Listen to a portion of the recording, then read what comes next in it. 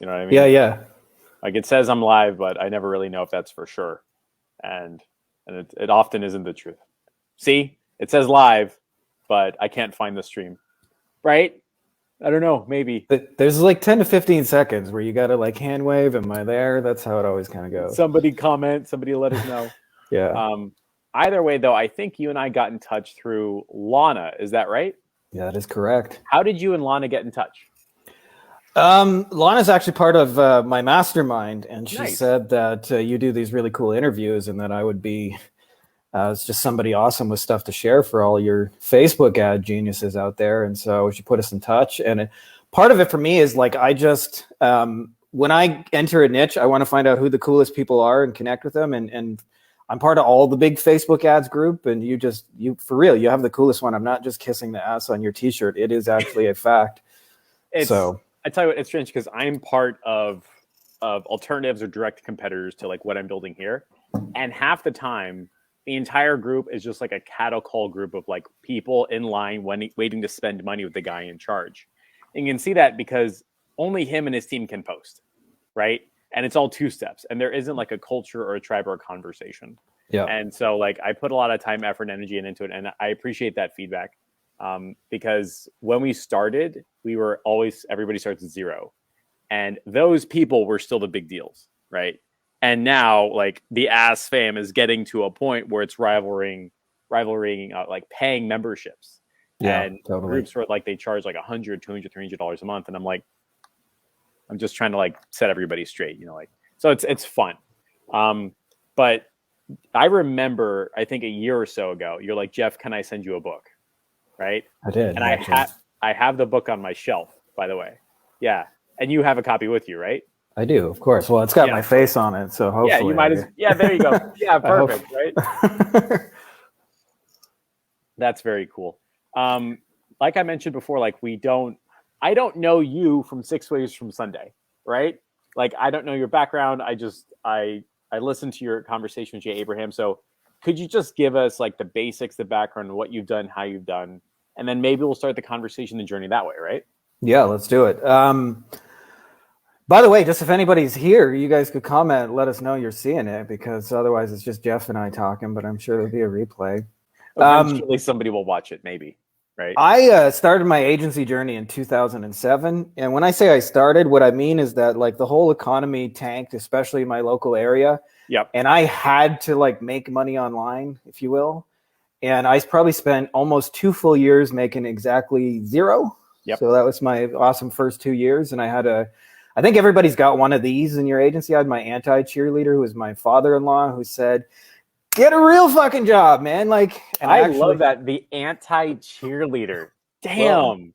Those are people that like are well-intentioned, but the words that they use are just shuddering to goals and excitement and enthusiasm, right? Yes. Yeah. I mean, they what they want for you is to have some stability and to be able to earn an income, and they don't really think much of your dream. I actually still remember it was probably about 5 years later when I really started to make it, and I built my SEO agency up to over 100 clients.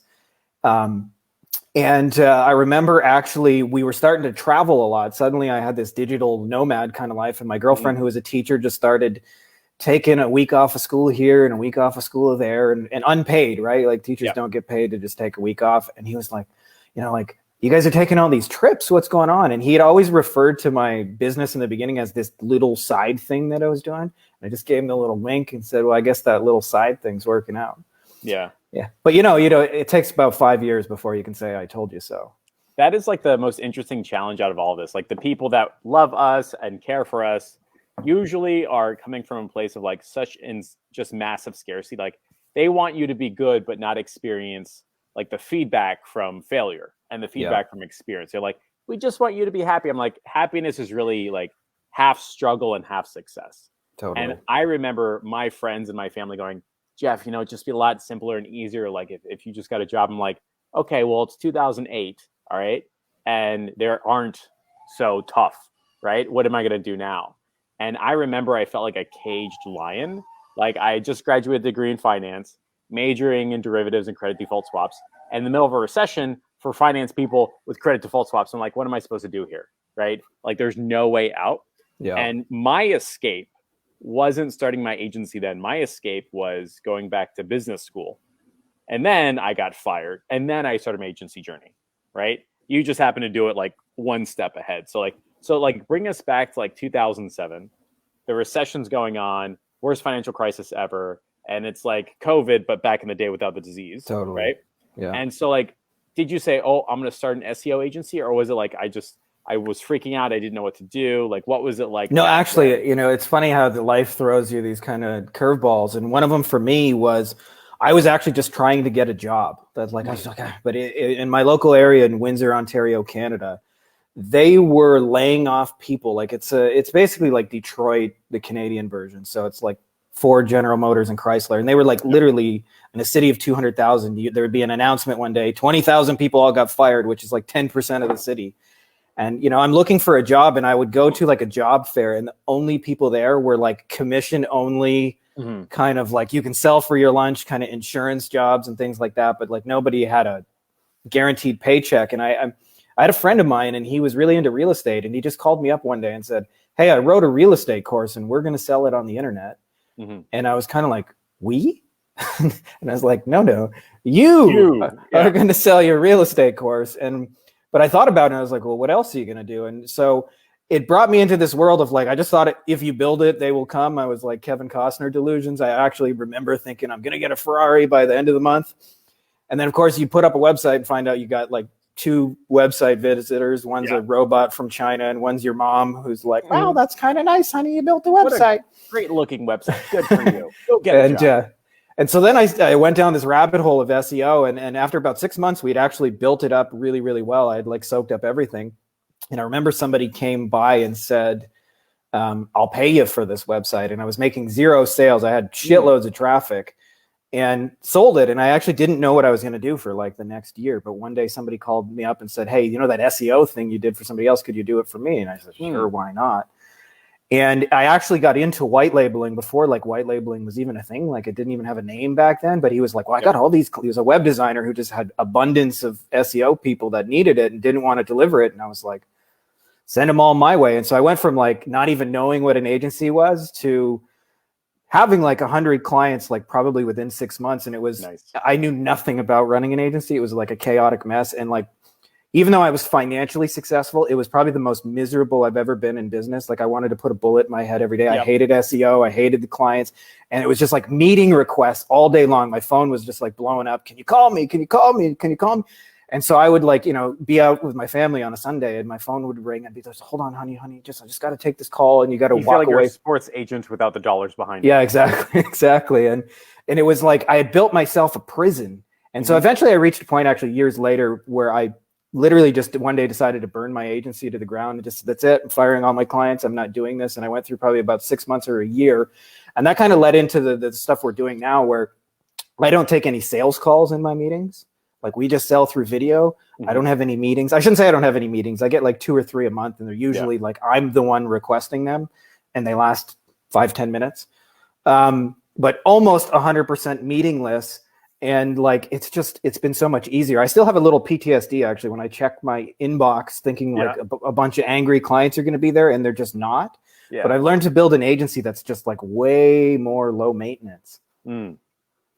I find most people go through that very similar agency. And it's just like when you work for like Google or Goldman Sachs, like the first 2 years, they just burn you out. They're like, hey, it's going to suck and we're going to pay you too much, but you're not going to have a life.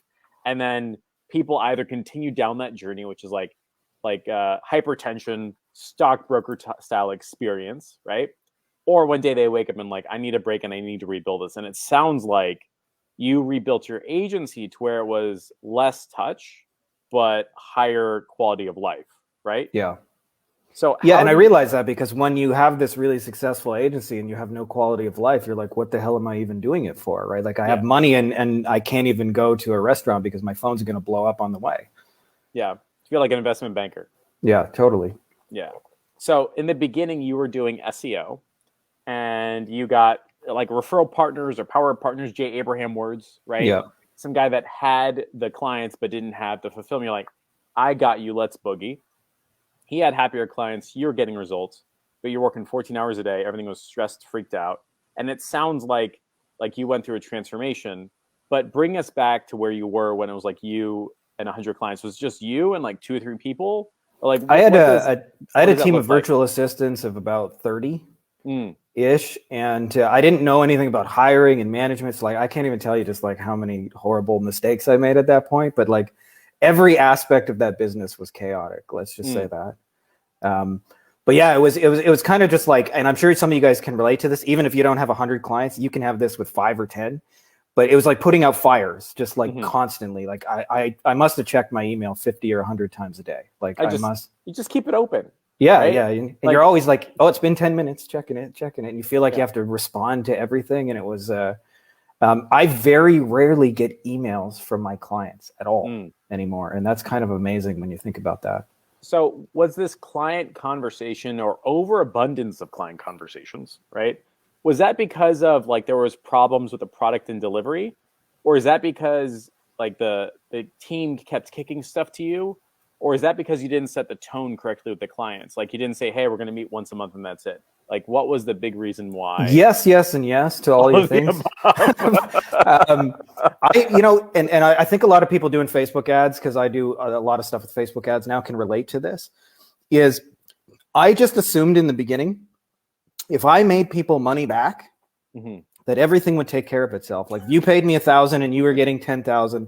And I told you this story in our little preamble, but it's a really great example for understanding this, because we also build intangible things for people. So where I'm at in Mexico now, they're building a bunch of beachfront houses. There's a lot of like doctors and lawyer types in this kind of area. Yep.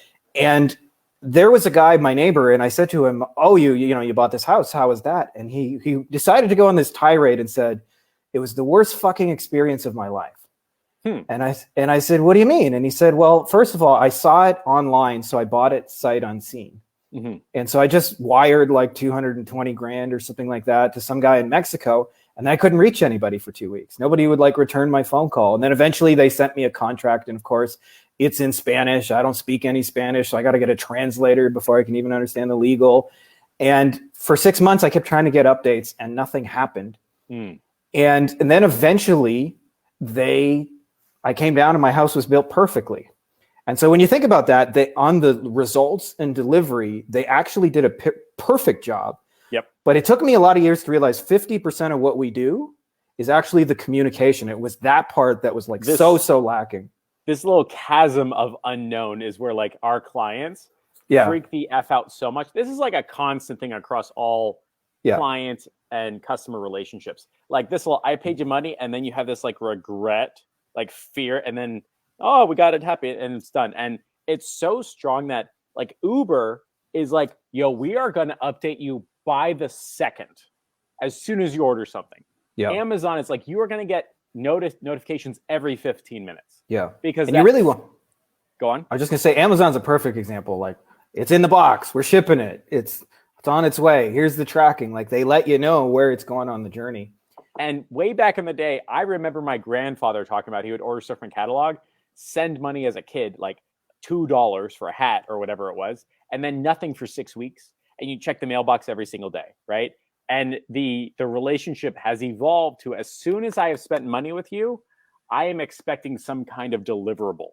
Either it's homework, either it's an update, some kind of thingy. As soon as we implemented that into our agency and our deliverables onboarding docs, our clients calmed down. Like we had like 36 to 48 hours, like it's going to be okay. Fill out your form. No big deal. When we didn't have that, I had people pay, then message me 30 minutes later saying, where's the stuff? I'm like, it's a campaign. I'm building it out. Like it said, but like they didn't know. Right. So you crossed that chasm of uncertainty. Did you use did you use like an onboarding form or survey to fill that out? Or like, how did you deal with this little break in that client narrative? Well, for us, like part of what we do, and this kind of gets into a deeper concept of retention. Like obviously I found there's 4 things with retentions. Obviously results are part of it, but I used to think if you just got results, everything, like if you get the 10 ROS or ROAS on Facebook ads, you're going to stay forever. And then there's nothing worse than a client fires you after you're getting them 10 to 1 on your money. And you're like, what the fuck? Like, like what just happened? And then you have the most awkward testimonial ever of like, thanks, I made $1 million. Why doesn't he work with you anymore? Yeah, exactly. The second thing is I never understood how important expectations are, and we can do a deeper dive on this later, but there's four things that you want to communicate in terms of expectations: results, Mm-hmm. cost, Mm-hmm. time, and how much we're going to talk. Those four things are like those four things are like the whole basis of it. And when I started implementing that, like people actually got a better idea of what we were actually doing. And also when you set expectations, like you get to set where the bar is. Like a lawyer told me this really simply, where he said, if I tell a client I'm going to get him 15 grand and I get 10, then I'm the biggest idiot in the world. Yep. But if I tell him I'm going to get 10 and we get 15, they're like, my lawyer is a hero. I was only supposed to get 10 and we got 15. This has probably been the biggest one is we've designed our agency, like all our communications are designed in advance. So like this has like been a huge part of our retention, which is firstly, like the minute you sign up, like one of the things we do is I send an edible arrangement, which has like a salted caramel apple, some cookies, sometimes some chocolate covered strawberries. And they're like for real, the fastest company I've ever seen in the world. They'll be there in like 2-3 hours from the time you sign a client. Nice. And we have a customized welcome note. So it takes me like 5 minutes. I spend like $50.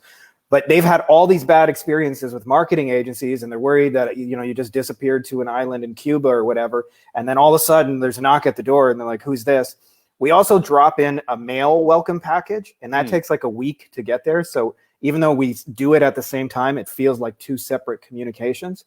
And then we intentionally reach out, and I like to compare it to, if you're thinking about the house analogy, imagine you got a phone call from the owner, and he says, "Welcome. I'm so excited to have you. Like, I can't believe you bought this house. We're going to do an amazing job. Just want to let you know you're like so welcome." And then a week later, they say, "Hey, this is your plot of land." They send you a little video and say, "It doesn't look like much right now, but your house is going to go right here and the pool's going to go over there." And then another couple of weeks go by and they say, "Hey, we just poured the foundation. You can start to see a little bit." And then they say there's a frame and every little update. And when you do those things, it took me a long time to realize that meetings requests are a function of they don't trust you. And it's not necessarily you, it's just they've had so many bad experiences. And so the more you play offense on that communication, there's nothing for them to ask you about. So the meetings just go away. When I had my $10,000 a month car wash client, I was sending him a Loom video every 2 or 3 days. It was 30, 60, 90 seconds. And sometimes it was like, "Hey, Mr. Johnson, want to let you know the campaign is totally bombing today. We're figuring it out. We'll have an update you in 2 or 3 days." And he felt so at ease because it felt like I was keeping him in the loop. Now, I didn't have like a roadmap or a communications plan or anything like that. I was just trying to figure it out. Yeah. Right. But when you talk to your client, do you have like, "Hey, we're going to be talking every 2 or 3 days"? Or are you just like proactively sending him or her this information as it comes up? Well, we set the expectation that every 2 weeks you get an update for us on Friday. And the beautiful thing about that is I can do 50 client updates, and like you, they're 90 seconds long. So it takes me 2 hours to make 50 client updates and send them. And when I used to have meetings with 50 clients, they could take up your whole week, because one's Saturday night at 8 at night and one's Tuesday. I'm only up at 5 a.m. before I get on my flight. Can you call me at 5 a.m.? Yep. And so all of those things. And so the more and more we like proactively go out of our way to let them know. But I've actually experienced this in SEO. I used to just think my clients were really stupid, like for a lot of years, because I would send them the monthly report and they would always say, "Oh, it looks really pretty. But what does this even fucking mean?" Right? Like there's charts and graphs and so I would get on the phone and it was the same phone call every time. "Well, here's what we're doing. Here's why we're doing it. And here's what's coming next." And then I realized, oh, that's all they wanted to know. And so that's our updates. I don't send any click-through rates. I don't send any reports. I don't do any software. We just send, "Here's a 90-second, here's what we're doing, here's why we're doing it, here's how it's going." And it's actually a selling feature for our clients, because we say, "Hey, look, our clients are busy professionals." So I say, like, "I know you're busy. I know you don't want to do meetings. I know you don't want to talk to me. That's why I'm like going to proactively update you and send you these things. And if ever for any reason we need to talk, we can. I just ask that you nail down something like a specific meeting purpose so that we can keep it to like 10 minutes or less." And what you find is when you do that, they just leave you alone. So it's kind of amazing. So as you were doing that and building up that like update or Loom skill set, is that how you started landing clients through Loom? I guess we're coming back to the headline, right? Yeah. Like that headline was just so massively attractive. It's literally how we use Loom to sign 2 to 5, even 10K clients without sales calls or proposals. And I'm like, damn, Frankie, give me those goods, right? All right. So is it am I right in thinking like as you're updating via Loom, you were understanding what to say and how to say so that like you could actually use that skill set to land a client, or like how did that turn out for you? I would say it's probably a little bit of a different skill set, but obviously same software. And I'll give you guys the lowdown. I actually got some old school PowerPoint slides like this that are printed out because I didn't want to forget anything and leave I've gotten proposal pitch videos by Loom. And when people do that, it's just so eye-catching where they hold up a sign. Yeah. I'm like, these are like cue cards. I think they're fantastic. So it actually started with me. I was probably about 3 years ago. I was living in Germany at that point. We've kind of lived all around the world. And my daughter had just been born and like wanted to hang out with daddy. And I remember I had a day, and that was actually like the breaking point for me. It was as part of like getting like a green card equivalent of being in Germany, they make you go to school. So it was like the first time in my life I had like a 9-to-5 schedule. I hated every moment of it. And but like till like 3 o'clock I'm in school, so I don't see my kid all day long. And then I came home and I had a gauntlet of sales calls. I think I had 10 in a row that day that were all an hour long. Yeah. And it was like fucking exhausting to start with, but the whole time like she kept going like Papa, and I'm like, sorry, honey, daddy's on a sales call. Go away. Okay, I can't deal. No. And it was and at the time I came across a mentor of mine. Some of you guys will know him. His name's Travis. And Travis, one of the things that he said is like, if you can't tap method guy. That's the guy. Yeah. He said, if you can't sell your offer in 1 to 3 sentences, then put in a Facebook ad and a webinar and all these things. And I realized that whenever I had like great success in my agency, like landing clients, it was because I had a really good offer. And whenever it was hard and I had to do like proposals and chasing and those kind of things, it was because I had a difficult offer. Like, and the ultimate example of a difficult to sell offer was SEO. So SEO is pay me a lot of money for a long time, and you'll get a result like way in the future, but that result isn't guaranteed because Google's fucking crazy. And when you like actually like size that up as an offer, like that's why it's hard to sell. And so part of what I learned was this skill set of just making offers that didn't need all the hoopla. And what you found is when you made these easy to say yes to offers, then it didn't require a phone call. It didn't require chasing people. It didn't require all these things. In fact, they just want to know, more often than not, when they're jumping on a phone call with you, believe it or not, most of the time, they just want to know the last 5 minutes is how much is it? Yep. And so we just put that in a Loom video and let them know. And so whenever I do have like a call where somebody says, hey, I just have a question, can you call me? I have what like are 5-minute sales conversations. And they're usually just like, hey, I have one last question before we get started. And that's it. And that's the whole close. I'm taking a flight to the Four Seasons Serengeti because I haven't taken a vacation in like 2 years, right? And I was so enthralled and wanting of that thing. I said, could you please call me? I want to write you a check, right? That is the offer. And that was last 5 minutes, right? If I didn't want to go to that hotel, there's probably nothing that they could have said to make me go, right? Yeah. And the analogy that I use is like, you need to talk about like that, when you see all those people waiting online for the iPhone, like they want it. And the discussion, now it's how much does it cost, right? And tell me if I'm wrong here. What I'm hearing is that if you cannot communicate how much somebody, or if you cannot sell something that somebody wants, every other sales step is going to be hard. Is that right? Yeah, correct. And if you cannot communicate that, you're going to spend way too long on the sales call and you're going to have a bad time 9 times out of 10, right? Exactly. So how do you, or what does that Loom video process look like for you? And this is almost too stupid simple that people like, it can't be that easy. And I'll tell you a second piece that's kind of like important to this is most of my clients, and I would suggest that they're people with money who lack time and not people who have abundance of time and lack money. And I think those are generally the best clients. So like they actually prefer to be sold this way. Yep. And I'll actually, before I just wanted to answer 2 questions about it, and then I'll show you guys how it works. Because the 2 biggest questions I get about it are, well, okay, what are your conversion rates? Because like I know you can send a video, but I close 60% of my calls. My conversion rates are about 5 or 15 to 20%. But what nobody tells you is it's not apples to apples, because the number of people who will jump on the phone with you for 60 minutes and talk with you is very, very low. And the number of people who will watch a video is at least 10 times higher. So even though like 1-to-1, I close less, I get 10 times as much opportunities. And so our net closing rates are actually much higher.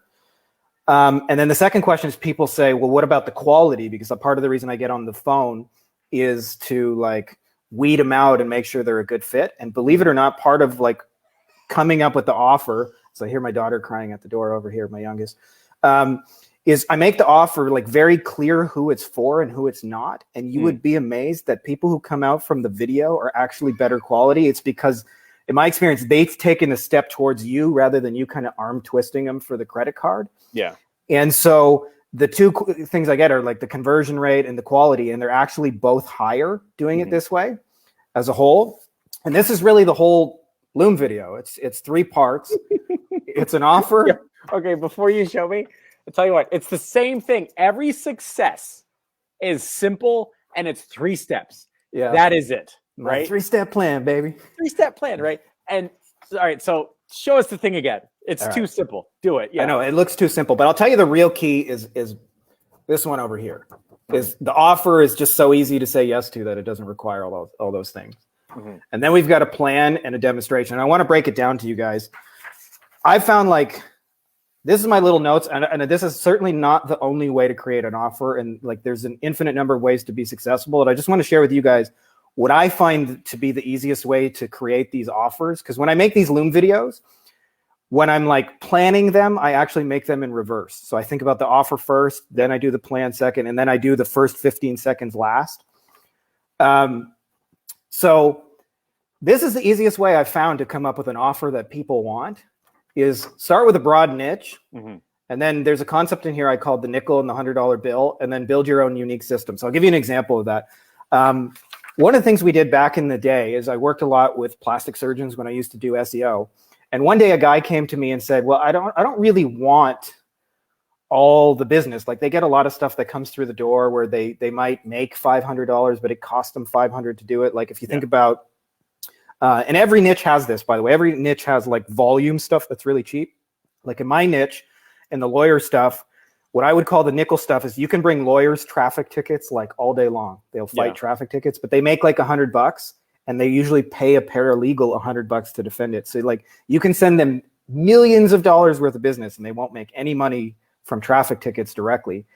The $100 bill in my niche is something that we specialize in our agency. I call it, or they're called motorcycle cases. Motorcycle cases are like $80,000 cases. Would that be like personal injury? Is that correct? Or yeah, it is. It's like and this is like, when you start with a niche, you want to think about specializing about the $100 thing within the niche, which is the highest. So if you're doing coaching, it might be masterminds. If you're doing e-commerce, it might be all those recurring back-end packages. Yeah. If you're working with a dentist, like all in fours or implants. Yeah, exactly. Veneers and implants. But if you bring him, and we forget this sometimes, because when we say like, I'm gonna bring you more patients, they're like, as long as it's not a cleaning, you're like, oh crap.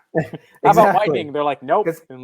Because they make no money off of that. And a lot of people don't know this, but I just know this because my mom worked at a dental office. They have constant neck and back pain from leaning over people. So when you say, I'm going to bring you somebody, you're not going to make any money, it's a whole lot of work. And you say, I'm going to bring you more of that, like it couldn't possibly Why would they say yes to that? Exactly. So in every niche, there's the $100 bill. So in the plastic surgery case, the guy said to us, hey, I want more of these mommy makeovers. They're like $40,000, $50,000. Do you think you could build me a website for mommy makeover and then just rank it for those keywords? And I said, yeah. And then I realized later that like more guys would want this. And so when you think about like SEO from an offer perspective, it's like, especially today, like my clients get pitched 100 times a day for SEO and probably 50 times a day for Facebook ads. So it's like a box that everybody's in. But the minute you say, hey, I do motorcycle cases, even if your delivery system is Facebook ads like ours is, that's like the $100 thing, right? So, so we were the only ones saying, hey, I'll build you a mommy makeover site. I'll put you in front of mommy makeover people and I'll rank it.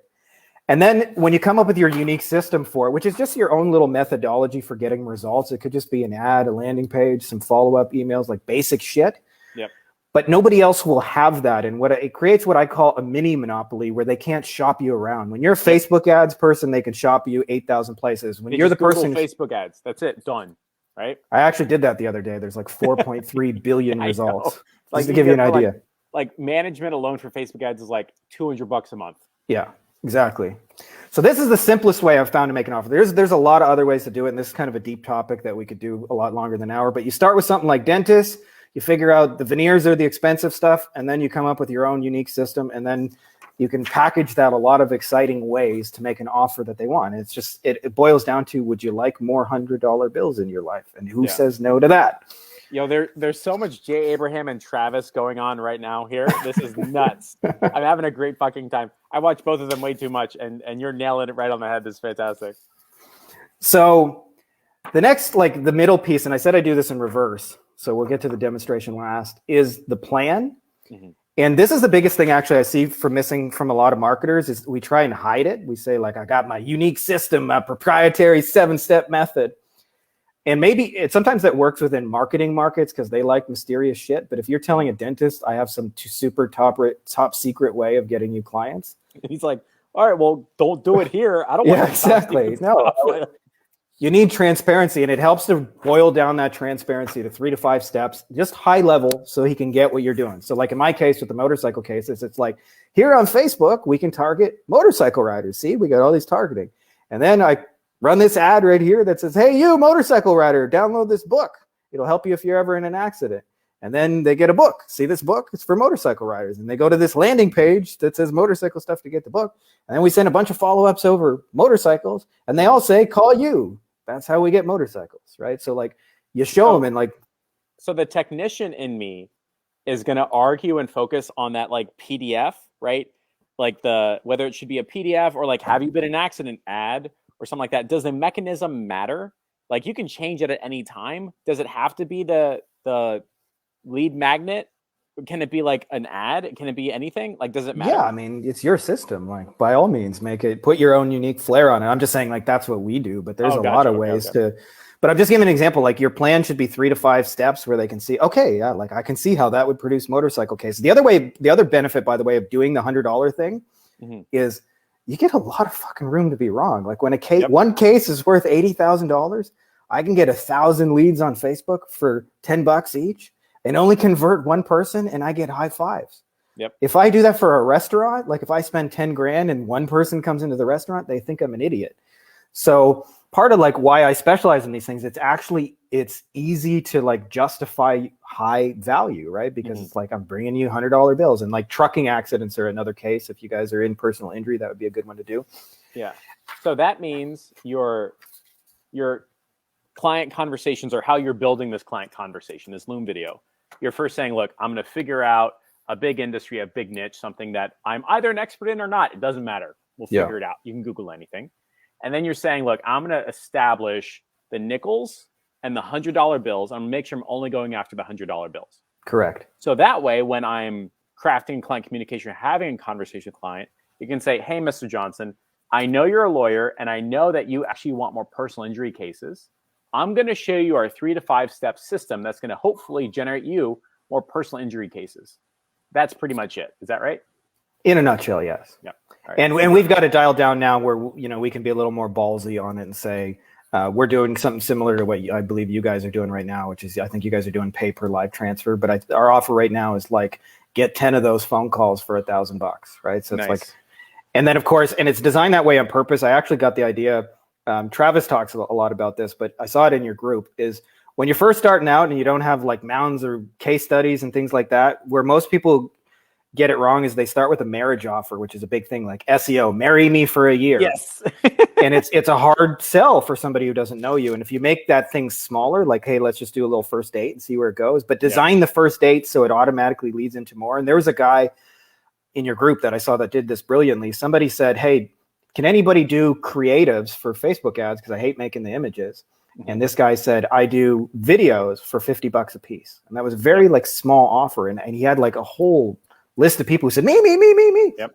It was of course easy yes. Yep. It's very easy yes. One video for $50. But what are 90% of those people going to do if they like buy more videos? Buy more videos. So he's really selling like a $2,000 to $3,000 a month video package that take the work off the plate of agency owners, but it's not packaged that way. It's just a little small, try one video for $50. So that's how we do it. It's like, it's just a little small, try 10 phone calls, $1,000. If it works out, you can do more. If for any reason it sucks, I'll even give you your $1,000 back. Although I don't think I've ever had to do that. even when it doesn't work out, they usually don't ask for the money back. So that's it. Like, you got to show them like how you're going to do it, whatever that is for you, whatever your methodology. But the best thing you can do here is not be ambiguous and vague and talk about like my super secret method. Let's just show them how I'm going to get results, because they need like, if I say to you, Jeff, I'm going to give you $100,000. Clearly, you're probably going to want that, but the believability is the hard part, and the plan helps establish the believability. And then this is probably the most important part of the video, the demonstration. And I actually got this idea. There was a guy in Florida who was the #1 salesperson selling hurricane-proof windows, like crushing it. And he was like outselling number 2 and 3 and 4. And I knew somebody who like indirectly knew the guy, and they went to their big annual sales conference, and everybody wanted to know, like, what's your secret? Like, how are you selling all these damn windows? And they're looking for the sales technique. He's got the 1, 2, 3 step method, the tie down, the close. And it was so simple. He's like, well, I grab the window here, I grab a hammer, and I go, wham! And I go, see, hurricane-proof windows. Must be more complicated than that. No, there's no way simple works. Unacceptable. So the other part of our Loom video, and this part only lasts like 10, 15 seconds, but I hit you with the demonstration. And there's only 3 demonstrations you can ever make, and it depends on where your market is at. You can highlight their symptom. Yep. You can highlight the result you create, or you can put those 2 things side by side. So weight loss is an example of putting those things side by side. You see, here's before, here's after. And I know you can't really run any of that on Facebook ads, but you guys know what I mean, seeing before and after. So a good example of like of this, like I just had a guy actually doing one of these Loom videos in our mastermind, and he said, I work with e-commerce, and he was promising something like 2 times ROAS, and I'm going to make you more sales on your e-commerce store. And I asked him, I said, how do they receive more sales in their world, in their e-commerce store? And he said, well, they all got these little Shopify apps on their phone, and it goes ding, ding, ding. So that's how you start the video. Ding, ding, ding, ding, nice. Ding. Right? Like, do you want that? And so we try not to say it with words. I always try and show people visually. So the question is, like, you want to think about, how would that show up in the world? How would a hurricane-proof window go wham? Yeah. And so when you do that, that does, like, Travis says this, and I think it's really true, is if they say a picture is worth 1,000 words, a demonstration is worth 1,000 pictures. And if you think about like every infomercial product that's been sold over the years, almost always it's on a demonstration. So however you can do that, and it doesn't always have to be, by the way, your own case study to demonstrate the result, but you want to show people. And then the other one is, if they're only symptom aware, then you want to showcase the symptoms. So we got a guy in our mastermind who works with dentists who's doing these videos, and the dentist, the thing they say to him most often is, I spent like 20 grand on a picture perfect magazine website, but at the end of the day, my hygienist chair is empty. Yeah. So we made a little demonstration. It's a picture. It shows like a $10,000, $20,000 beautiful looking dentist website. Everybody's smiling. They got perfect white teeth photoshopped and then a little arrow, and it shows an empty hygienist chair. Yeah. And exactly their words, and say, does this sound like you? And so we hook them like very, very strongly in those first 15 seconds and show them, we're going to give you this new and exciting way out. And then we show them, here's our plan. And then we give them the offer, and the offer is just a small little ask, and then it doesn't require all those things. So like, just to give you an idea of this, like start to finish, like what we're doing in the motorcycle stuff, is I hit them with an email inbox that shows all these people requesting, like, hey, I have a motorcycle case, I'm interested. Like, we got a screenshot of one of our clients' email accounts. So I show them, like, how would you like your inbox to look like this? These are motorcycle cases. And then I say, let me tell you how we're going to get it. I go on Facebook, I target motorcycle riders. I send them this ad right here. It says, are you a motorcycle rider? We go to this landing page, which is about motorcycles. We send them a book, and we follow up with these people till the end of time. That's how we get motorcycle cases. If you're interested in trying that out, we're offering a package right now. It's 10 motorcycle leads for $1,000. And you can get started with this. There's no commitment. There's no obligation. Obviously, we'd like to keep you long-term.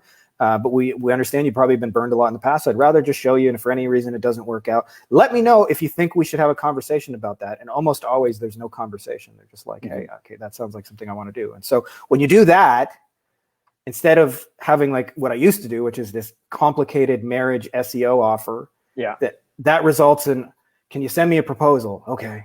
And then you spend agonizing over this custom proposal that they don't. And then you think you didn't get it because your proposal's ugly, so you make it prettier. And you're like, it's not the problem isn't the proposal. And then you chase people too. They go, hey, did you read my proposal? Not yet. I'll get back to you next week. I'm on vacation. Call me next year. Yeah. Call me next year. And this stuff, just spits out people who say, all right, I'm in. And that's the most beautiful. Like I literally get that in my inbox. They just say, all right, I'm in. And so that becomes a, sure, I will call you, or does that become, here's your pay funnels, or like, how do the dollars get exchanged with that? Because I'm used to like, they come into the office, there's like a whole song and dance, right? We got a whiteboard of money and death. Yeah. And it's like, hey, we're going to spend like 30 minutes together. You're going to tell me how bad you are at running your business. I'm going to present you a plan, and then you're going to pay me money. And they're like, cool. So I've never done such a so few little and then ask for money. So like, what does that next step look like for you? I learned this from a couple of different places, but you would be amazed at how simple it is. I say, well, okay, if you don't have any questions for me, is it okay if I just go ahead and send you the payment link? And they say, no, it must be more complicated. And then unacceptable. A couple of questions here that I'm just seeing, by the way. Does it include ad spend? For this offer, we've got it all dollar cost averages, so I know what our numbers, because we've been running it a little while. So yes, it includes ad spend, but it's and then as far as, do we send them through Messenger or LinkedIn? Yes to all of those. I've like tested them on all those medium. It works on people, and people are on all those things. So it's like, if I do it by email, Messenger, it doesn't really matter. But like, that's kind of the gist of it.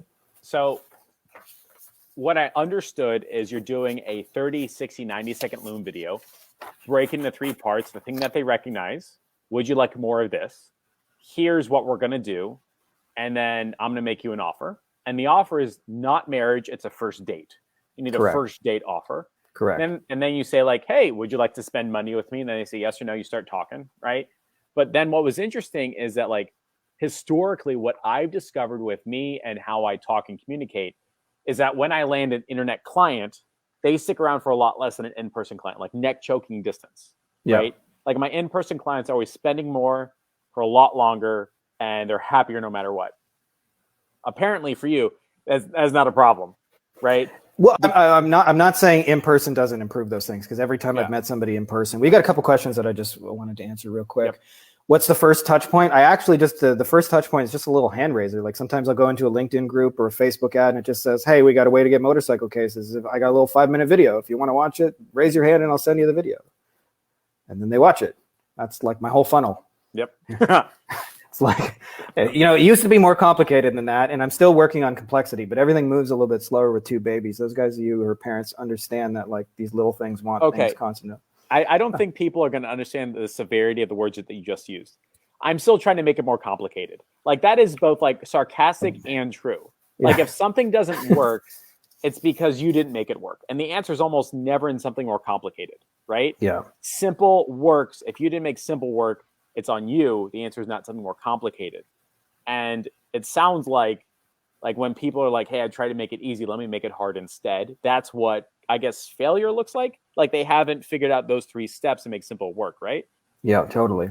And it's also like if you add complexity right away. So like I have, somebody just like that's in my Facebook group who's like a really nice lady, and she has an offer that's like, if you're a business owner, I'll get you more profits. And it's so general and so vague. I already know it's not going to work. And she's telling me like I'm building the funnel and I'm all the follow-ups, and I'm like, all of that is a waste of time if you can't first make it work simple. So I think you should do all the follow-ups and the retargeting and all those things, but not before it's been proven to work. All right.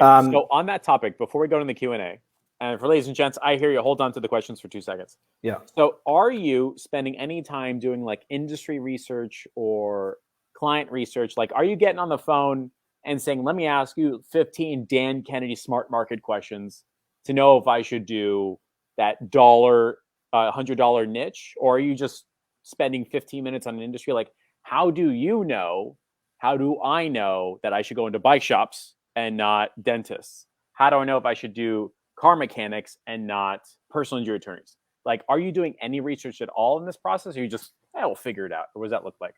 I mean, I think we're always figuring out our clients, but yeah, I mean, there's definitely like research that goes into it. Like one of the things actually, I just ask people like 2 questions that like really clear that up. And I'm sure there's more smart questions you could ask.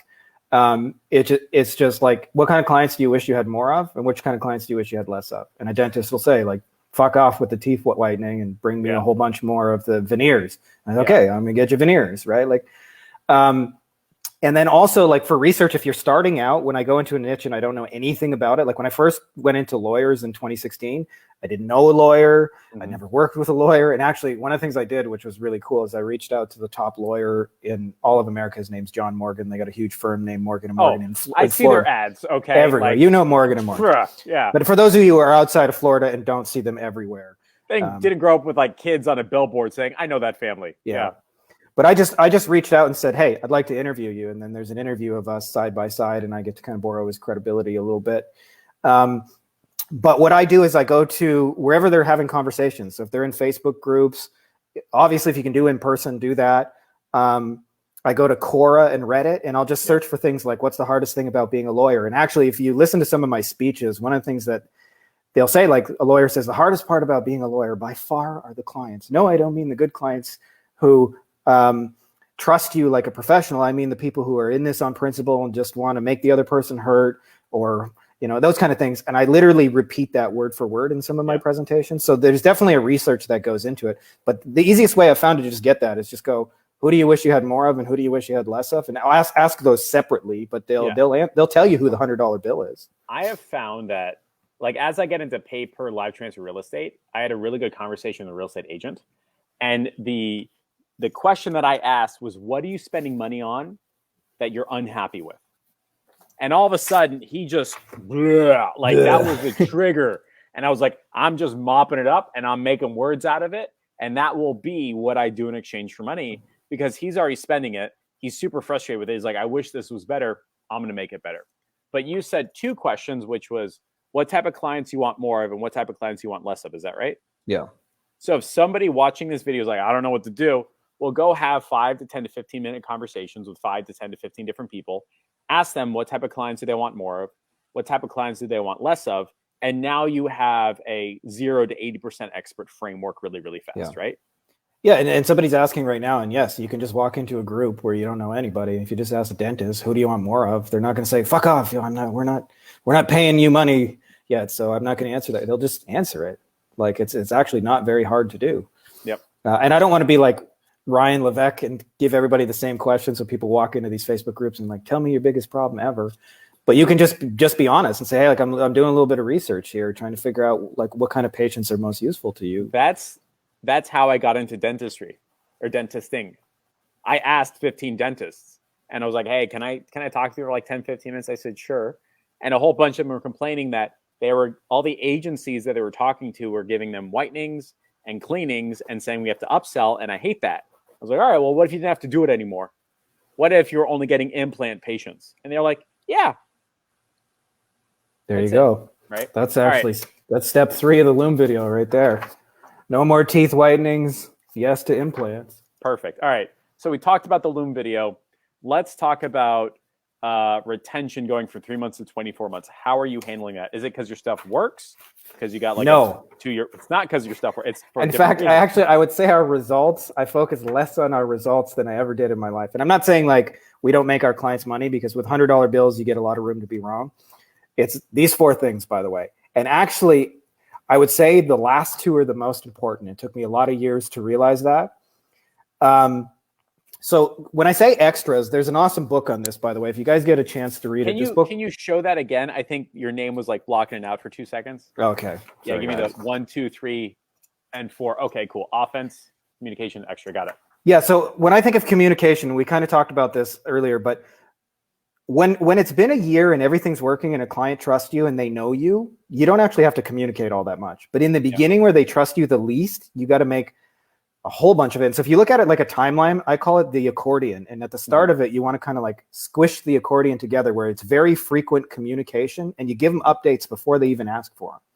And as it's been a long time and they trust you, you can stretch that accordion farther and farther in time. But in the beginning, especially, you want to design it so it's like you said, it's been 30 minutes. Well, I'm setting up the fucking campaigns, right? So you got to tell them, I'm setting up the campaigns. You may not hear from me for the next 2 to 3 hours, but it's because I'm in your Facebook ads doing a bunch of shit for you. Mm-hmm. And then the extras in this book, Never Lose a Customer Again by Joey Coleman, was a game changer for me. That's on my to-do list. Yep. Well, read it because it'll make you money. And I'll tell you the 2 biggest places you want to design extras that if you're going to is one is the moment a client signs with you is a lot of clients talk about, or a lot of people talk about onboarding.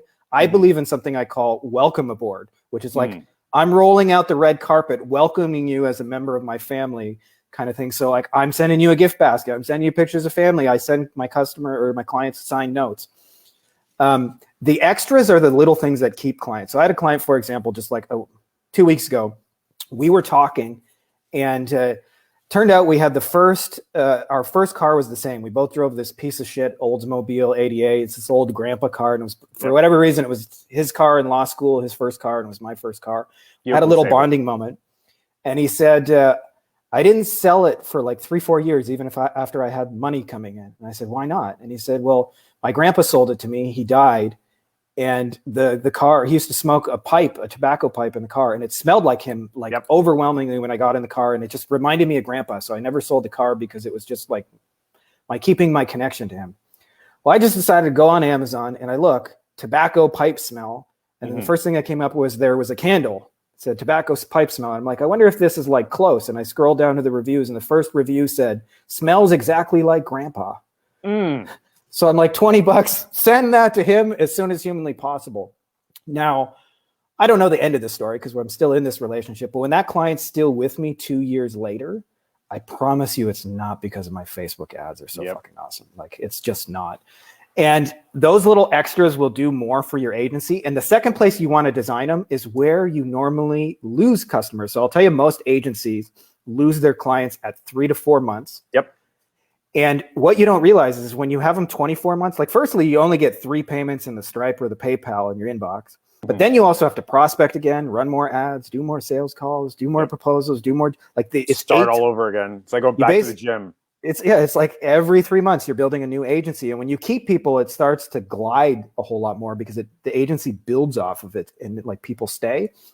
And so the second place is if you know people are going to leave after 90 days, start putting some touches in there at 60 and day 75. And then you'd be amazed. Like if I send you a scented candle, was just thinking about grandpa, suddenly he's overlooking the fact that like, it's really only 1.4 ROAS right now on the Facebook ads. And Dan Kennedy did a survey and they found that 79% of people left a business because they just felt unappreciated, unwanted, undesired. And the businesses will tell you, oh, it's because they found it cheaper. They went with someone else. The competition stole them. But it's almost always is because they did nothing. Like if you think about your average restaurant, when has a restaurant ever said, hey, Jeff, you were such an awesome customer. Here's just a little VIP card so you get a free appetizer next time.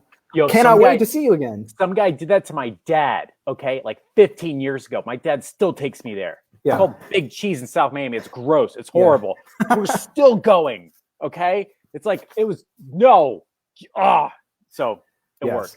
It works. It really does. And so, I mean, we've got a couple standard gifts that I send to people. Bobbleheads are one of them. Like I always have like a custom bobblehead of my clients, like kind of looking like Superman. That's not a really good Superman pose, but like the $69 Superman bobblehead, and they just show up and there's like a bobblehead of them on their desk. Or another one I use a lot is mixed tiles. It's like $10-15. They have these little square pictures and they interlock so you can put like a bunch of them up on a wall.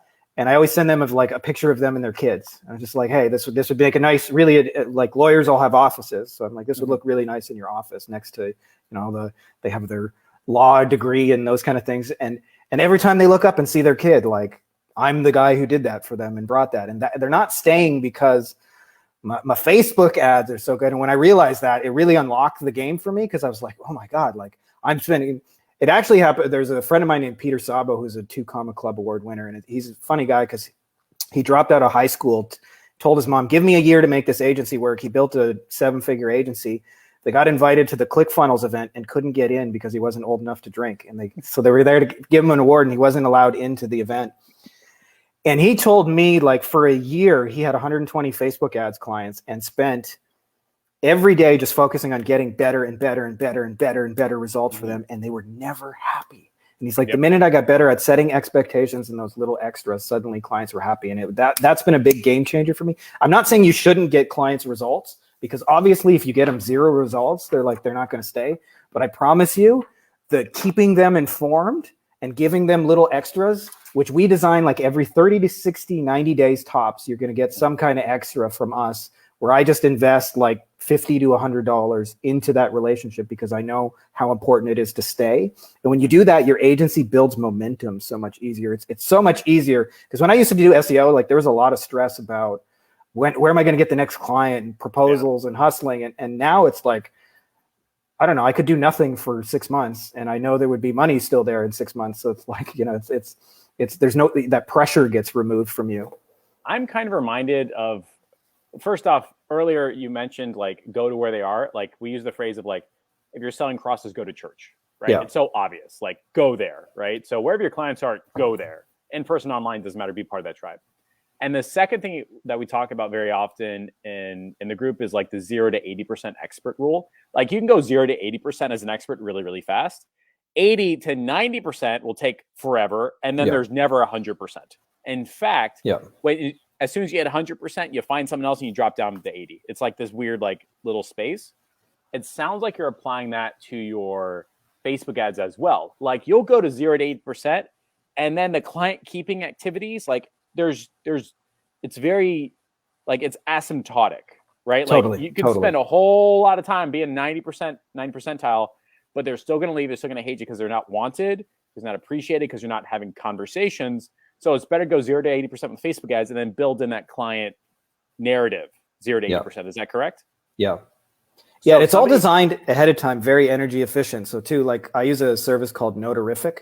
For like $1, they'll send a handwritten note to a client and they'll personalize it to each person. So I can send one to Jeff, I can send one to Frankie, I can send one to whoever, and I can send like 20 seemingly personalized handwritten messages out in 15 seconds. Like I just I guess filling in the shopping cart takes longer than 15 seconds, but you guys know what I mean. Like it's very energy efficient. So I could just, and then they go, oh, that's so cool. Nobody ever mails anybody anymore. And they're just like, wow. That's probably my biggest secret is actually almost all my little touches come through direct mail. So when I got that, I was like, I know what you're doing, you little rat bastard. Okay. Good. You didn't send me one, but somebody did. Is like, look, A, thank you. But B, I have the same service. So, haha, right? But it still worked. I was like, all right, fine. Like I do this and they did it to me. So you do the Loom video. It's clear, concise. It's what they want. They say, let me give you money. They give you money. And then it's like a welcome aboard thing. So immediately 2 to 3 hours later, they get a thing showing up at the door, which is like, hey, I'm not a total idiot. I know you're freaking out. It's going to be fine. And we're going to talk on these communication timeframes, or like how do you welcome aboard people? And like, do you have like a plan? Do you give them like a Kajabi site? Like what happens, right? So this is like, I do use tools to do it, but I want you guys to understand the principles behind the tools. It took me a lot of years to realize how important expectations were. And these are the 4 things that we set them in, which is I guess I got it backwards. The result, the cost, the time, and the communication. And when you're telling clients like what's going to go down, you want to be very, very, very specific in each of those things. So the last time I really screwed this up, I had a friend of mine who said, he's an accountant, but he studies all like the marketing stuff. And he said, I know I don't really fit your niche, but would you want to run some Facebook ads to a webinar? And I said, sure. And I did 0 expectation setting because I'm like, oh, he's my friend. He knows. And he freaked the fuck out. He freaked the fuck out. Like totally. I remember actually like, holy shit, Facebook, like when you're new on Facebook ads, you guys confirm this, Facebook bills you at like $2.50, $5. So like in his inbox, there's like 47 charges from Facebook. And then he checks, like, has anybody reached out to me yet? No. And what I should have done in hindsight, I should have said, hey, you got a $10,000 offer. If we could just get $10, $15 webinar registrations, we'll be way ahead of the game here. Yep. Even if just one of those people converts. But I didn't do any of that. And actually, I knew in my head that, $10 webinar registrations and you'll make money. And we actually got them at $350 right out of the gate. And I was like, high-fiving myself, like, you're the man. And he was freaked the fuck out. I haven't even got a client yet. I already have billed $500. Like, holy shit. And I'm like, well, we got a whole list of people. And so you need to say, our goal here, month 1, is to get $10 webinar registrations. And always shoot for a number, like I said, like that you can exceed. If you think you can really get 10, then tell them 15. Yep. Tell them what it's going to cost them. So in his case, I should have known. I should have said, like, Facebook, ding, ding, ding, ding, ding. They always hit you for like the first 25 and all these numbers. Don't freak out when you see the credit chart. This is normal. This is like a garden. We plant seeds and we water them. And some of those seeds water right away, and some in 3 months and some in 6 months. You're going to make a return on investment, but it's not like a push button immediate thing. So there will be costs, but relax. Mm-hmm. And then I should have given them like an accurate timeline. Like, hey, it's going to take us, a month to get your webinar, like actually getting registrations. The first 30 days, we're just testing a bunch of messages. I know that's probably not exciting for you, but like we'll have little wins in that will lead towards a big outcome. And then I could say communication. I'm going to send you a video every second Friday. So I know you're probably a little freaked out and think I'm not doing anything, but just, I'm working very hard on your account. I'm going to send you second Friday. Does that all make sense? Are we on the same page? And that's how I do it. And it's like, so it comes down to those 4 things. And when you do that, you take all the mystery out of that relationship for them. And then what ends up happening is they can just chill out. And then when the nice touches come in on top of it, where it's like they feel like, oh, I got a picture of my family and I got a bobblehead and those things. And I would say the longer it takes you to get results, the more you have to do this. So I didn't realize this when I sold SEO. Until they're ranking #1, you got to do this every month, every single month. If you're like building a funnel and you're trying to get somebody's cold traffic dialed in and it's just going to take you 3 to 6 months of testing, then you're going to have to do this every single month for 3 to 6 months. You can back it off a little bit when they see it working. But in the beginning, like expectation setting over and over and over and over again. But then you do that and you can say things like, hey, you can send a text message to a client and say, hey, I remember how I told you if we could just get $10 webinar registrations, we'd be kicking ass. Check this out, $350. Yeah. Holy shit, $350. And then you're amazing. You're amazing, right? And so I never realized, but I said like that lawyer made it really, really simple. If I tell a client 15 grand and I get 10, I'm an idiot. If I tell them 10 and we get 15, I'm a hero. So like that methodology applies to set expectations that you can easily exceed, because it took me a long time to realize people don't know what the Facebook ad numbers are. They don't know how often we're supposed to talk. They don't know how much it's going to cost. And the more you can just take those variables out of their worry, all their bad experiences, just keep them informed, the more they just like, they'll ease off of you. And what I find is the meetings just disappear. And that's been that is actually my favorite part of running my agency now, is that not that we sell without phone calls and all that, is that like people just, my clients are cool and nice and they leave me the fuck alone. Yeah. So you do the Loom video, they pay you money, and then you do some welcome aboard, which is like client expectation setting. So is that like a phone call? Is that another Loom video? Like, how do you do I do most of my stuff by text now. Gotcha. So I either message them on Facebook or email. I do have a couple people on WhatsApp. Sometimes like, I'm not trying to grow like a 200 person agency anymore, but I might just like leave them like a 60-second WhatsApp message if I got them on WhatsApp. But that's just it. I'm like, hey, really excited to have you. Here's what you can expect, blah, blah, blah. And I just do that by text. And then the other thing too is I should add on top of that is I talk to clients like I talk to my friends. And I used to think clients really loved this whole like overly formal, like, dear Mr. Johnson, please see the monthly attached report if you have any questions. And I actually now, I almost always try and find some common ground. So like I got a couple of clients who are into like 1990s wrestling, which I grew up on. So like I very rarely message them without a wrestling gift, like a Hulk Hogan, like dropping a leg drop or something like that. And they're into that and I'm into that. But I very much talk to my clients like humans. I actually have a few clients that I actually start our conversations. This is the honest to God's truth. I say, what up, motherfucker? And I'm not saying like you should talk to every client with like, what up, motherfucker? But you'd be amazed. The other thing is how much people just love being talked to like humans, not like, dear Mr. So-and-so, please find the attached invoice. If there are any questions about the invoice, like I don't do invoices anymore because it's all automated. But if I did, I'd be like, yo, dude, you didn't pay your bill. Let's do this. Let's go. Right. Like that's how I would message them. And that so is fantastic. That's been really helpful as well. It's like, they're like, oh, it's such a relief to not have this like formal bullshit between us where somebody just gives it to them real. And then you mentioned something else that I think is really key in communication. And not enough agencies understand how important this is they know you're human and they know you're going to do stupid shit. And they know you're going to make mistakes. So like the more you own those, the more they believe you about everything else. So like one of the things I'm like, shit, dude, I accidentally spent $1,000 or $100 of your bucks today and I forgot to change the damn word in our ad template. So like the thing was totally screwed up and I wasted $100. I'm going to credit you at the end of the month, but it's my mistake. I got a new VA on the team and he didn't fix that. I'm really sorry about it, but just want to let you know. And they're like, they just all of a sudden like that trust opens up, and like that's when you find the meetings disappear. And so most of my clients just get like little 30, I call them 30-second drive-by updates. Yeah. And I do them all at the same time. Like I'm not just messaging one client. I'm messaging like 20 in a row in a matter of like 10 minutes. And then like my communication is done for the next week. So our current $30,000 a month client who will grow to $80,000 a month, and that's $1 million a year with one client, right? We communicate so informally, it is hilarious. He's like, hey, call me now. I was like, 15 minutes. He's like, nah, I need it now. I was like, I'll call you in 15 minutes. Like we're fighting with each other. Yeah. Like brothers fight, right? Like whenever he CCs me, it never says, Dear Mr. Miller, ever. Right. When I message him, it's like, hey, something's broken in your team. I need you to go yell at somebody. It sounds more like two people working together towards a common goal versus a lot of what's called CYA messaging, which is cover your ass. Yeah.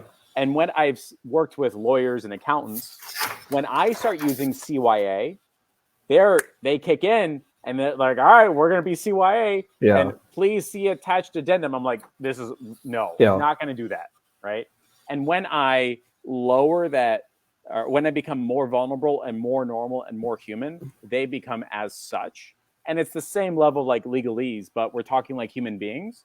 And 90% of the time problems are because human beings didn't talk to each other. Yeah, right. Totally.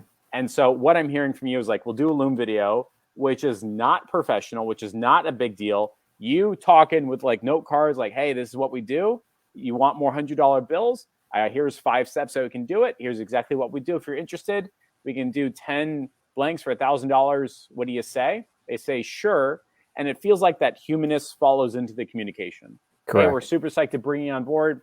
Here's what's going to happen. We're going to talk a lot for the beginning. I'm going to send you some 30, 60, 90-second updates. You've got a request in your inbox. Please approve it. I'll get to work, talk to you in 3 or 4 days. And then they're like, great, he's doing what he said. And they're normal human beings, and they're not trying to cover themselves up with legalese. Tell me if I'm right here.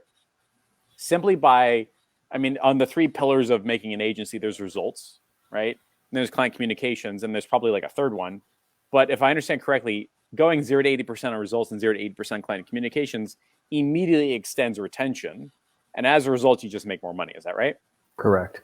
Fantastic. And I have a name for what you just described, all of that. I call my clients friends with money. And I treat them as such. I don't treat them like, because what ends up happening too is like, I'm sure some of you guys have had this. If you treat them like esteemed people who are paying you money, who you must be overly formal with, they will quickly see themselves as like, yep. I call it the client underling or the boss employee that like telling you what to do. Yeah. Hey, call me. I need you to do this, blah, blah, blah. And you get bossed around. When it's friends with money, like you said, you guys are in collaboration, helping them do their goals. Like I just had a call with my one of my clients. Actually, we're going to probably try out a new offer. And I said, how you doing, man? And he said, oh, shit, dude, I've been working till midnights every day. And I said, why? And he said, my superstar divorce lawyer just quit out of nowhere. No 2 weeks notice, no nothing, just walked out. And I think she got more money, but I don't know what she was unhappy about, but I wish I had known because I could have done something about it. He said, but I'm doing all the divorce stuff. And I said, oh, that sucks. And he said, yeah, the worst part is actually we're missing consultations now. So we're like losing incoming business because I'm in the business now instead of running it. And I said, well, obviously it's going to take you time to replace them and train somebody up to speed. We close without, I'm like, you remember, I didn't close you on the phone. You guys can do the same thing. If you want something like that. He's like, dude, that would be a game changer for me. None of the divorce. That's our conversation, right? It's very human. Like, dude, I can help you with that. When I have my chiropractor tell me that, I go, not while I'm on the job. We're going to do some fixings real effing fast, buddy. And he says, thank you. Like it feels like the amateur agency that isn't sure puts their clients on a pedestal, but the agencies that actually get shit done, it's here. Like we're at the same level, and probably the other way around, right? And I'm it's the just expert. I know what I'm doing. Thank you very much. All right, cool. Thank you. See you later. Goodbye. Like I don't get to go to dentists and be like, could you use a different tool? They're like, get out of my office, right? Like that's not a conversation. I go, here's my problem. Please solve it. And when I sit down in the chair at a dentist, they go, this is what's going to happen. You're going to open your mouth. We're going to put in the anesthetic, do X, Y, Z, 1, 2, and 3. Very story brand script. Or here's like the 5 or 6 steps. And there's no mystery. Even my carpet guy, he does the same thing. He's like, we're going to do this. It's like, I get it. You've done it 7 times. He's like, I'm going to tell you anyway. Yeah. So we talked about your Loom video. We talked about client retention. We talked about the phoneless and meetingless agency because you over communicate through like in the beginning through looms and stuff like that. We talked about communication framework. And the last step, and we're going over the hour, but I feel like everybody's going to want us to talk about this anyway, is that your Serbian crew or whatever, what is that? Like the kid in Serbia? Like, yeah, that's help me understand what that means. You know what I mean? Okay. One of the things that I don't think enough people think about, because I know I didn't when I first started my agency, is creating a manageable delivery structure. Like in the beginning, you're just so focused on making sales that like you figure if I just make money and make sales, everything will take care of itself. And I just know firsthand you can build like a chaotic prison tethered to your phone, people blowing. And not only that, most of those people leave unhappy. And that takes like a toll on your psyche that like everybody you do business with ends up hating you in 6 months. Like, you know, like, and now when clients let us go, they're like, man, we did everything we wanted to accomplish. We're shifting practice areas right now. So I don't think we need to do this, but man, if there's anything else we can do together in the future, please reach out. Like you get fired nicely now. Yep. And it's been really kind of interesting when I built this chaotic mess. And I learned that the biggest thing for me that I think most agencies do wrong is that we just like, for real, I think we have big hearts and love solving problems. Mm-hmm. And what it leads to is doing way too much fucking custom work. Yep. Like just a shit ton of like, oh, hey, you guys do e-commerce? Okay, you sell baby toys? All right, I can sell baby toys with Facebook ads. And then, oh, you guys, you got a dentist over here? Yeah, you guys want more patients? I can run some teeth whitening shit and make your life miserable. And so they do all this, and before they know it, and this happened to me so many times, is once you get like 5 to 10 custom jobs, you're 40, 60, 80 hours a week. Yep. And it's difficult to bring people in because you're looking for this like superstar media buyer on a budget and not only that, it almost always, it's easier just to like do it yourself than to explain it to them. You're like, I could do it in 20 minutes or take an hour and explain to this guy how to do the 20-minute job. Are you telling me there aren't any people in the world that know how to run South Florida Spanish Argon 18 bike shop ads? Yeah, I totally get what you mean. When I suppose I got lucky because I'm really good at the client communication side, and my Facebook ads as a skill set is probably like 50 to 70%. Like everybody's better than me. That's how I always feel, right? Yeah. And with this particular bike shop, he was buying enough of my time to where I could figure out how to do those types of ads. But he was the only client that I would ever do those ads. I was not going to even put any time into trying to train a VA because you know what's going to happen? They're going to mess it up and I'm going to be angry. I might as well have done it myself. And that's exactly what you're talking about. Yeah. And so a lot of agencies, when they're starting out, they run into this like catch-22 of like, I don't have the experience of getting a client and I need experience, but this is going to be weird experience. So they kind of like shudder back and forth of like, I don't know what to do and I'm going to figure it out, but it's like a janky solution kind of thing. Yeah. And you're customizing every solution. That's what it looks like, right? You got to, every client is reinventing the wheel. And it took me a lot of years to realize that not only is that like not good for you, but it's actually not good for the clients because like, if you think about like, say, like I know a lot of people here as part of their solutions include web design. Your typical like custom web design is like, okay, Jeff, I'm going to make you this like idea and then I'm going to send you the idea for approval. And then you're going to send it back to me and we'll go back and forth like 5-6 times, get it right. And then I'm going to program it. And then you're going to make sure it all works. And then we're going to get your content. And I call that the client ping pong because the communication, like I send a thing to Jeff takes 2 days to get back to it and let me know, change this. Oh, can you send me the picture? And you can do 6 months on a custom web design. Yep. If you said to, and you're not charging $60,000 for it, that's for sure. Yeah. And imagine I came to you instead and said, I've got, hey, I noticed you got this course for your Facebook ads, fam. I've got like a template I built up for somebody who's like 90% the same. We could 10% personalize it. I can have this ready to go for you in an hour. Would you be interested in that? Custom is way less exciting than personalized. As you were saying, I was like, yeah, I would. How much? Like that's your Loom video right there, right? And so what I realized is like from a delivery point of view, the worst thing you can do in the world is customize. And so when you take the $100 bill within a niche, what happens is The ad I run for the lawyer in Florida is the same as the ad I run for the lawyer in California, is the same as the ad I run for the lawyer in Idaho. There's obviously details, like 10 to 15% of it we personalize. I put their phone number, I put their face, I put their brand colors. But 90% of it is the same every time. And so what we've done in our agencies, we've got everything. I use Loom videos again, but when we create our processes, I just explain, here's how we set up the Facebook ad. Here's how we do the targeting. Here's how we create the landing page. And then I use Asana. I know there's a lot of cool tools out there, but we take everything in Asana and put it in our agency, or put all our files in there. And then I get a VA and I try and tell them nothing at all. I say, I want you to watch this video. And if it should be self-explanatory, but if you have any questions, come to me after. But I want you to try it first time with the video. And sometimes I have to redo the video once or twice or answer a couple of questions. But after like 2 or 3 iterations, that's it. Like, I can take, and I'm not saying you should have mediocre people, but I can take any average person who knows, like any virtual assistant who knows very little, and plug them in. And so I had a friend of mine, we met on like kind of a spirituality woo-woo forum, and he's in Serbia, and he reached out to me and said, hey, do you have any work for me? I'm looking to do some stuff online. I said, have you ever ran Facebook ads? And he said, no. And I said, do you want to try it? And he said, sure, why not? And actually, he said, what would be fair? Do you think we could do $2 an hour? And I said, I'll make it $3 if you can do it. 50% raise just by being a good person. Boom, right? And for him, that's all he was looking to make. He's a little, he's 19 years old, I think now, but he was 18 at the time, just looking for some part-time work. And I put him in there. And he had never used Facebook ads or the platform or anything like that. And I actually had to say, hey, I'm going to have a client add you right now as a little test. Can you just change your profile so it says Facebook ad expert and it looks like you're supposed to be? And I can't even do this myself because I'm on my like 6th banned Facebook account. The Zuck hates me. Yep. So I'm bringing him in there. And that was actually part of the reason I was doing it, because I'm like, I can't even run my own ads right now because I've been banned from so many accounts.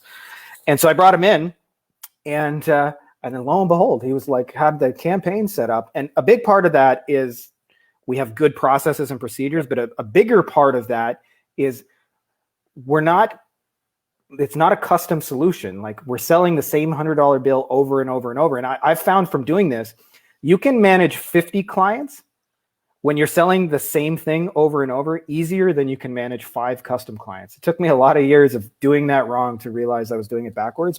And the clients, by the way, are happier, they get better results, and it's more consistent. Yes. All of the things you just described. So that's kind of like the structure we do it, but it comes down to like letting go of this idea that our value is in custom. And I'm just like, no, I built a conveyor belt to bring $100 bills. That's it. That's all we do. If you want something else, I'll refer you to somebody. And if you refer them outwards, you can always say to that person, hey, next time somebody comes looking for a $100 conveyor belt, come to me. Yep. And then what ends up happening is your delivery gets so much simpler. That's another big secret in our agency. We have probably another one I haven't even really talked about in the bullet points, but another part of that has been like reinvesting the money we make in our agency. So it also, our agency generates passive income while we're not doing anything. Yep. But when you do that, like, it's a very low maintenance 50 client agency. And when I had 100 SEO clients, it was just madness, just like madness all the time, my phone blowing up. And most of that were a function of kind of like structure mistakes. If I could have had the same deliverable used over and over. And the other thing too is, like, if you think about it just from an energetic perspective, the most amount of work that you're ever going to do for a client when you do custom is right when you get them. You got to set up all their codes and their landing pages and their ads. So every time you get custom, you get entered into this like high output energy curve. And what ends up happening is, if you can reuse stuff, then you don't. You start here. It's like, oh, we already wrote the ads. We already created them. Just copy the freaking landing page and change the headline. And so what happens is it allows us to scale. And it like you said, it took me a lot of years to realize it's better for the clients. They get better results. They're happier. They don't want your custom 6-month website as much as we think. They just want it to work. So what I do with some of my clients that ask for custom work, I go, I'd be happy to create a custom program for you. I do want to let you know that for me to do custom work, it's going to cost you X dollars to even start. Are you comfortable with that? And then the X is usually so huge that they say, not so much. Or if they do, then it's worth my time. And then all of a sudden I can take that and then spin it off. And now we've got like, it's this, like, we cracked the code on like implant ads. Mm-hmm. It's the same ad for all of our successful clients. It's the same system, same everybody. And now we can get like a whole campaign up and running, including CRMs, automatic follow-up, call center in 48 hours or less. It just takes a 15-minute form from a dentist. job is done. 3 days later, the ads are up and running, right? Yeah. And that's because it's literally an assembly line. Now, what's interesting is that when people start out, they think assembly lines are bad. Yeah. There's no way this is any good. It's because it's a lie. 99% of everything you love is an assembly line. All of it, right? You just have to make your own assembly line.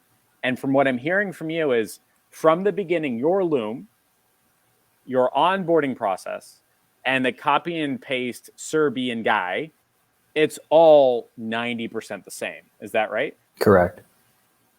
And even the What would it 10% look that's like? customized, we have processes for that, right? It's like, okay, this lawyer wants his brand color. So here's how you figure out his brand. Go on his website, take the eyedropper in Photoshop and like, okay, it's 122, 217 or whatever.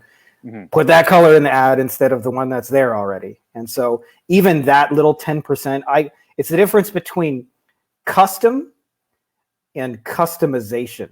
Yep. Custom does not scale. I mean, I guess it can if you want like madness. You can do it. I shouldn't say it's impossible. It's really fucking hard. But customization, it's like you said, an assembly line. And we're talking exactly about the same thing, because what you just described to me is a $100 bill assembly line, right? Dentist, I bring you your high value work. I'm using the same thing over and over. I can set it up. I can manage it at scale. It's far less chaotic than, one ad for a dentist, one ad for an e-commerce. Hey, can you design a website? Yes, I can. Do you do AdWords?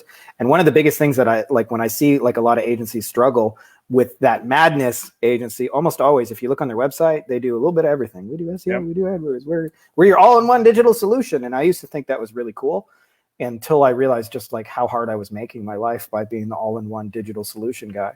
Yeah. I found that the agencies that have that usually don't have the dollars, the volume of clients to support each of those actual verticals. It's not like they're consulting. It's not McKinsey, right? It's not Bain. They're not Apple, right? They are brain flaring to try to find products and services and revenues. But what they're not doing is actively prospecting in a way that makes it an easy yes, is what you're talking about. What's funny is I know people are doing that, and they went from 0 to $7 million a year just by doing one type of offer, one type of deliverable, one type of client, and one type of product or service. And it was just an assembly line. And they would keep their clients for years. And they're like, that's how it's supposed to work. Like, we're supposed to make factories. And clients are happier because of it. That's that. If I'm picking up what you're putting down, is that right? Yeah, dude. I think we're speaking the same language there. Absolutely love it. Look, we are going way over schedule now. This has been an absolute pleasure. We definitely want to have you back. The way you communicate is cool, calm, and collecting. It's the exact opposite of every ad I've ever seen on the internet, right? It's like, it's fantastic. If there's any questions, ladies and gents, feel free to drop them into this live right here. I'm pretty sure Frankie is going to take a break, and then maybe at the end of tomorrow, come back and give you a couple lines of an answer, just as like a make nice to a community. But Frankie, is there anything else you want to go over as we bring this interview to a close? Well, if there's anything you guys like, I love this stuff. Like for me, I love hanging with you guys. Like agency owners are the coolest people. Like I think we're the only ones who get each other. Like, I found that for our community, like 99% of the people in our lives literally have no idea what we do. Like I've been telling my mom for 13 years, like, how do you make money on the internet? It's drugs, Mom. It's fine. It's just drugs. I sell drugs. Don't worry about it. Are you sure it's legal, Jeff? Is that it's legal? Not. It's 100% gambling. It's fine. Yeah. So if you guys have any questions, I love doing this stuff. So never feel like you're bothering me if you got anything. Is it okay if I give my book a little shameless plug here? Is that cool? Plug away. So if you guys want to read a little more, I am on Amazon right here. It's called Beyond the Agency Box. Love it. And it's mostly just kind of about the things we talked about, having a different kind of agency that's a little more like when I first built my very financial successful agency, I hated life. Yep. For real, it was very, very stressful every day. And now my agency, like I mostly get up when I want, other than, when my kids wake me up, I should say. We go to the beach. It's very much like a real lifestyle agency, like, the work on your laptop and travel the world. And I think that's just a lot more fun way to make a living. Yep. And having, like you said, an assembly line. And that's not to say it's all rainbows and butterflies. Like I still do have problems and things break down. Facebook ads shut me down and things like that. But the headaches are 99% less than they used to be. Yep. And so if you guys have any questions about that, I'm always, always, always happy to answer them. And it's fun for me. So you guys are never bugging me with that. Fantastic. We're bringing this to a close. everyone, Frankie Finn, he's got his book, Amazon it. You as the internet, you can Google it, right? Yeah. Everyone, absolute pleasure. Frankie, don't hang up. We're going to debrief now. Everyone, see you later. Bye. Thanks, Jeff.